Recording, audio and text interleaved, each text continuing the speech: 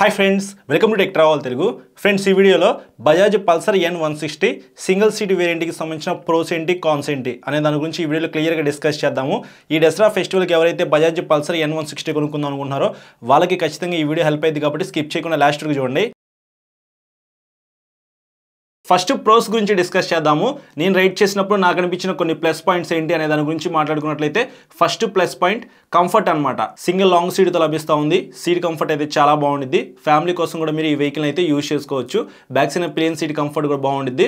అలాగే single piece metal wide handle bar అయితే ఈ వెహికల్లో ఉండిద్ది కాబట్టి హ్యాండిల్ కంఫర్ట్ కూడా బాగుంటుంది. కొంచెం లీన్ అయితే ఉండిద్ది కాబట్టి స్పోర్టీ రైడింగ్ కూడా మీరు ఎక్స్పీరియన్స్ చేయొచ్చు. ఓవరాల్గా రైడింగ్ కంఫర్ట్, సిట్టింగ్ కంఫర్ట్ అయితే ఈ వెహికల్లో బాగుంటుంది. సెకండ్ ప్లస్ పాయింట్ విషయానికి వస్తే మైలేజ్. ఇది 160cc అయినప్పటికీ మీకు మంచి మైలేజ్ అయితే ఇస్తుంది. 50 కిలోమీటర్ల దాకా మీరు మైలేజ్ అయితే ఎక్స్పెక్ట్ చేసి Pulsar N160 single seat variant అయితే పర్చేస్ చేయొచ్చు. థర్డ్ ప్లస్ పాయింట్ విషయానికి వస్తే performance. 14.5 PS power, 13.5 Nm torque అయితే ఆ ఇంజన్ జనరేట్ చేసింది. ఆ ప్రైస్ బ్రాకెట్ లో ఆ ఇంజన్ జనరేట్ చేసే పవర్ అండ్ టార్క్ కి ది బెస్ట్ అని చెప్తాను నేను. పెర్ఫార్మెన్స్ కూడా బాగానే ఉండిద్ది.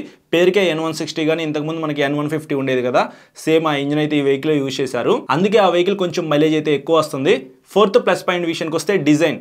N150, N160, N250 ఈ మూడు వెహికల్స్ కూడా సేమ్ డిజైన్లో లభిస్తూ ఉన్నాయి. చూస్తానికి వెహికల్ అయితే చాలా బాగుంటుంది. లుక్ పరంగా కానీ, కంఫర్ట్ పరంగా కానీ, మెయింటెనెన్స్ పరంగా కానీ, పెర్ఫార్మెన్స్ పరంగా కానీ, మైలేజ్ పరంగా కానీ ఈ వెహికల్ అయితే ది బెస్ట్ అని చెప్తాను. ఫిఫ్త్ ప్లస్ పాయింట్ విషయానికి వస్తే మెయింటెనెన్స్. ఎయిర్ కూల్డ్ ఇంజిన్ అయితే ఈ వెహికల్ యూజ్ చేశారు. టైం టు టైం మీరు ఇంజిన్ ఆయిల్ మార్చుకుంటూ జాగ్రత్తగా వాడుకుంటే మంచి లైఫ్ అయితే వస్తుంది. రిపేర్లు కూడా మీకు అంత తొందరగా రావు. సిక్స్త్ ప్లస్ పాయింట్ విషయానికి వస్తే క్లచ్ అని చెప్పుకోవచ్చు. ఈ వెహికల్ ఉన్నంత స్మూత్ క్లచ్ అయితే మిగతా ఏ వెహికల్స్ లో కూడా మీరు చూడరు అనమాట. క్లచ్ ప్రెస్ చేసేటప్పుడు ఎంత స్మూత్ గా ఉండేది అంటే బటరీ స్మూత్ అని చెప్పుకోవచ్చు. డైలీ మీరు సిటీలో ఈ వెహికల్ రైడ్ చేద్దాము అనుకుంటే ఎక్కువ సార్లు క్లచ్ అయితే ప్రెస్ చేస్తారు కదా, బటరీ స్మూత్ బ్రో. ఒకసారి మీరు బజాజ్ షోరూమ్కి అయితే వెళ్ళి N150 ఉంటే N150 కానీ లేకపోతే N160 సింగిల్ సీట్ కానీ up side down suspension variant అయినా కానీ మీ ఇష్టం. ఒకసారి ఆ క్లచ్ ని ప్రెస్ చేసి చూడండి, మీకు అర్థమవుతుంది ఎంత స్మూత్ గా ఉండిద్దో. సెవెంత్ ప్లస్ పాయింట్ విషయానికి వస్తే suspension. Front 37mm telescopic suspension తో లభిస్తూ ఉంది. టోటల్ గా N160 ని మీరు 4 వేరియంట్స్ లో చూస్ చేసుకోవచ్చు.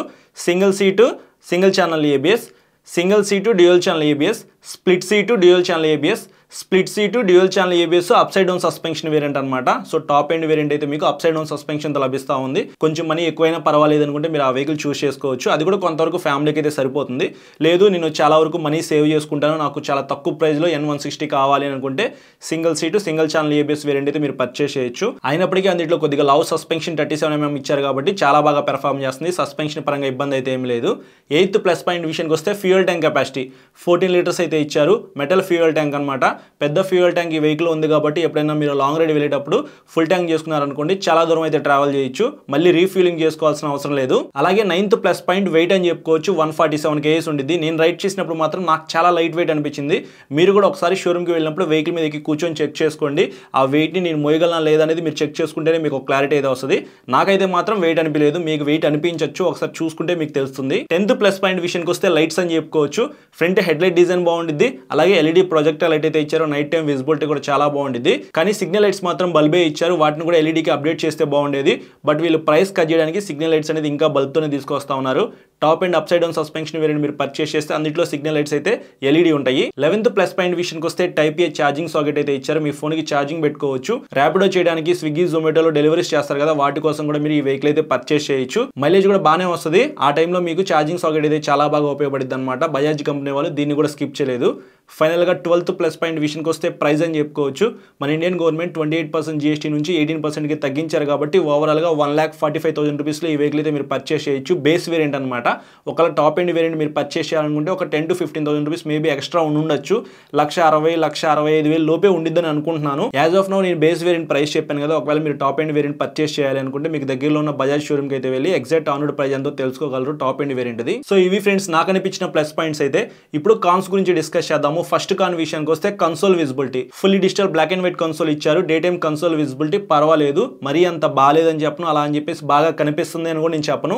మీడియం గా అయితే ఉండిద్ది. కన్సోల్ విజిబిలిటీ నైట్ టైం చాలా బాగుండిద్ది కానీ డే టైమ్ లో యావరేజ్ గా ఉందన్నమాట. అది కూడా కొంచెం బెటర్ గా తీసుకొస్తే బాగుంది అనిపించింది నాకు. సెకండ్ కాన్ విషయానికి వస్తే ట్రాన్స్మిషన్ అని చెప్పుకోవచ్చు. ఈ వెహికల్ లో 5 స్పీడ్ మాన్యువల్ ట్రాన్స్మిషన్ అయితే ఉంది కదా. గేర్లు వేసేటప్పుడు పర్వాలేదు కానీ గేర్లు డౌన్ చేసేటప్పుడు నేను రైడ్ చేసినప్పుడు ఆ వెహికల్ లో కొద్దిగా హార్డ్ అనిపించింది. అది ఇంకా స్మూత్ గా తీసుకురావచ్చు. మేబీ ఆ వెహికల్ వెహికల్లో ఏమైనా ప్రాబ్లం ఉండుండొచ్చేమో కానీ మీరు షోరూమ్కి వెళ్ళినప్పుడు టెస్ట్ రైడ్ చేస్తారు కదా, అప్పుడు ఒకసారి చెక్ చేసుకోండి ట్రాన్స్మిషన్ స్మూత్గా ఉందా హార్డ్గా ఉందా అని చెప్పేసి.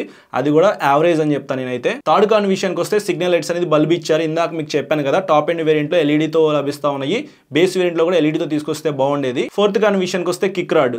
ఈ వెహికల్లో కిక్ రాడ్ అయితే ఏమీ ఉండదు. ఎప్పుడైనా మీ వెహికల్లో ఉన్న బ్యాటరీ లో అయిపోయింది అనుకోండి, హ్యాపీగా కిక్ స్టార్ట్ చేసుకోవచ్చు, ఉంటే బాగుండేది, బట్ అది రావట్లేదు అనమాట.